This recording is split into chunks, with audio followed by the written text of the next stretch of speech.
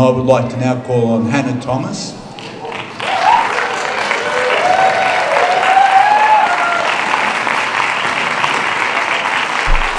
Who I can tell needs very little introduction. Hannah, and I thank her for taking the time to come tonight, and also given what she's been through recently with the consequences and the health consequences of what happened to her at the hands of New South Wales Police. Hannah.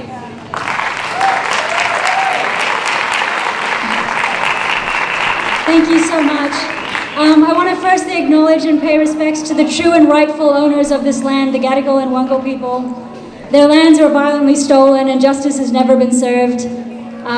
As Frank said, that was fascism, and the fact that that right has not been addressed is evidence that in this country, fascism is well and alive today. We need to tell the truth about what happened here and commit ourselves to treaty and justice on the terms of First Nations people.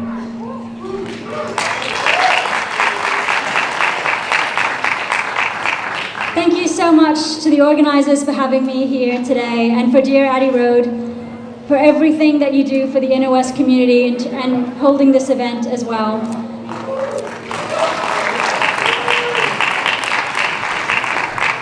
It's so lovely to be here with you today and honour not just a dish, but a defiant act of hope. When the Chervy family served pasta to their community on July 25th, 1943, they weren't just celebrating Mussolini's arrest, they were declaring the death of fascism and the most beautiful funeral of fascism, as they called it. Unfortunately, though, fascism is well and alive, and history has not stayed in the past.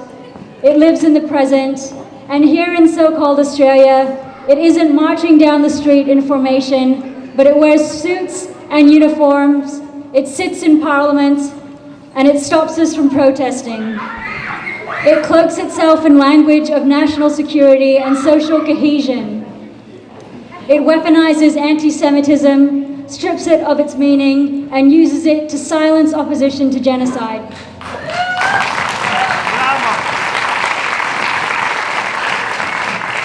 Fascism lives and thrives in the deliberately cruel, indefinite detention of asylum seekers, in the violent repression of protests, in the expanding surveillance state, and in the criminalization of dissent.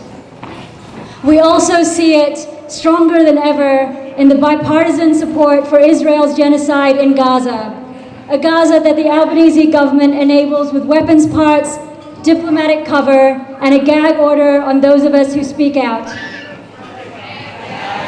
It is only because of complicit Western governments like our own that Israel has been allowed to get away with more than 650 days of ever-escalating depravity, from bombing schools to blowing up hospitals, to assassinating journalists, to mutilating children, to murdering aid workers, to disappearing doctors, to obliterating refugee camps, manufacturing mass famine, turning food lines into firing lines, concentration camps, and final solutions. And as the genocide reaches its final and most deadly stage, it remains the case that those of us who are fighting to stop it are facing the harshest punishments in this country.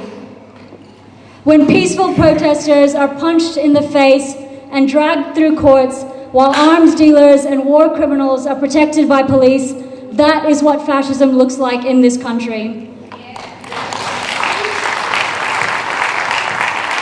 When our leaders sanction a Muslim senator, a woman of color, for peacefully protesting genocide, Senator Mehreen Faruqi, while refusing to sanction the perpetrator Israel, that is fascism alive and well today.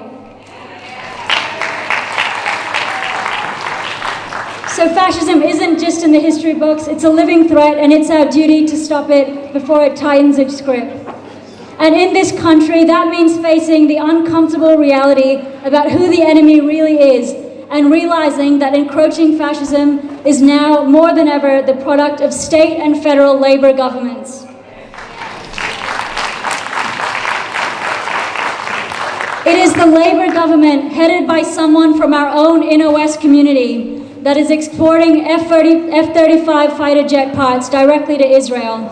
It is someone from our own inner West community and his government who are signing $900 million weapons contracts with Israeli weapons manufacturers. And it's that same person who is shielding Israel from accountability, most recently by funding attempts by Zionist Gillian Siegel to silence dissent and quash our advocacy. It is a Labour government whose anti-protest rhetoric and laws have emboldened police in this country to smother Palestine advocacy, to literally punch me in the face so hard that my right eyeball was left in the shape of a deflated football. 4 weeks ago this time, I was in emergency surgery, and friends, that is only because of the state Labour government. It is Labour telling us to sit down, to stay quiet, and to be respectful so they can support genocide and neoliberalism and climate collapse in peace.